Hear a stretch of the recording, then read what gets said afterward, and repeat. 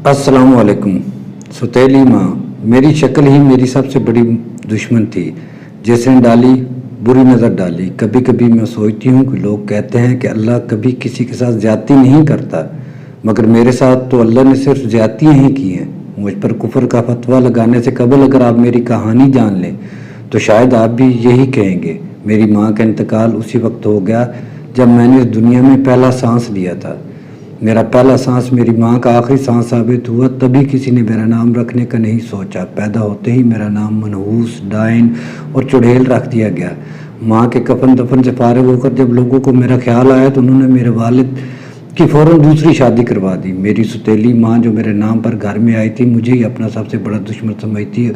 उसे मेरे वजूद इस घर में अपनी सोतन की याद दिलाता, और मेरे बाप तो वैसे भी मुझे डाइन समझ चुका था, जिसने उसकी बीवी का खून चूसकर उसको मार डाला था। मेरा बचपन सौतेली माँ की मार के साए में गुजरा।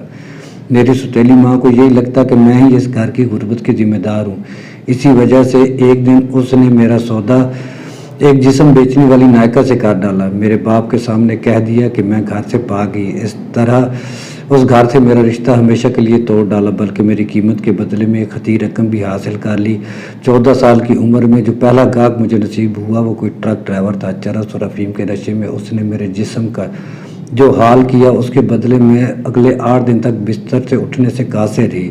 इतना दर्द तो सौतेली की माँ की मार से न होता था जितना दर्द उस बिस्तर पर उस वहशी दरिंदे के हाथों मुझे मिला। उसके बाद तो दर्द होना बंद हो गया, या फिर मुझे बर्दाश्त करने की आदत हो गई। हर रात कोई नया वहशी दरिंदा होता, अपने अंदाज से मेरे जिस्म से अपने पैसे वसूल करता और चला जाता। यह सिलसिला 2 सालों तक जारी रहा, या 2 सदियों तक, मुझे याद नहीं।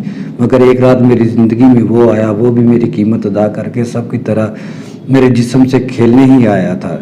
मगर मुझ में उसे पता नहीं क्या नज़र आया कि उसने मुझसे शादी का वादा कर डाला। मुझे लगा जैसे नशे में और मस्ती के आलम में सभी कुछ ना कुछ बोलते हैं, तो उसने भी बोल डाला होगा। मगर कुछ दिन बाद वो दोबारा मेरे सामने इसी सवाल के साथ मौजूद था। मैंने ज़िंदगी में कभी मोहब्बत नहीं देखी थी, इसलिए मैं नहीं जानती थी कि मोहब्बत क्या और कैसी होती है। बस दिल ने कहा कि इसकी कही पर यकीन कर लो, और मैंने कहा लिया। वो मुझे एक बहुत छोटे से 2 कमरों के फ्लैट में ले आया। उसी ने मुझे बताया कि उसकी बीवी पहले से है, मगर उससे उसकी कोई औलाद नहीं है।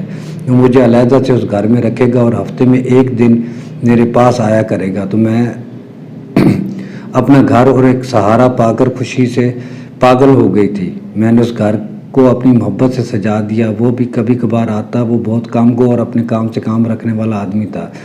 उस दिन तो मेरी खुशी की इंतहा ना रही जब मुझे पता चला कि उसके बच्चे की माँ बनने वाली हूँ। उस दिन उसके चेहरे पर भी मैंने मुस्कुराहट देखी। उसने मेरा बहुत ख्याल रखा, मेरे खाने पीने, मेरे आराम का, गर्ज, हर चीज़ का बहुत ख्याल रखा। यहाँ तक कि वो दिन आन पहुँचा जिसका मुझे शिद्दत से इंतज़ार था। अल्लाह ने मुझे बहुत प्यारी बेटी से नवाजा था। मैं जब घर आई अपनी बेटी के साथ, तो मुझे ज़िंदगी में पहली बार पता चला कि माँ क्या होती है। वो मेरी बेटी की पैदाइश के दूसरे दिन मेरे पास आया और बेटी को गोद में लेकर कहा उसका इस नायका से सिर्फ 1 साल का कॉन्ट्रैक्ट था। उसको औलाद चाहिए थी, वो उसको मिल गई और अब मैं वापस जा सकती हूँ। मैंने पूछा इस बच्ची को कौन पालेगा? उसने कहा मेरी पहली बीवी यानी सौतेली माँ। इतना सुनना था कि मुझे वो तमाम मज़ालिम याद आ गए जो मेरे साथ मेरी सौतेली माँ ने किए थे।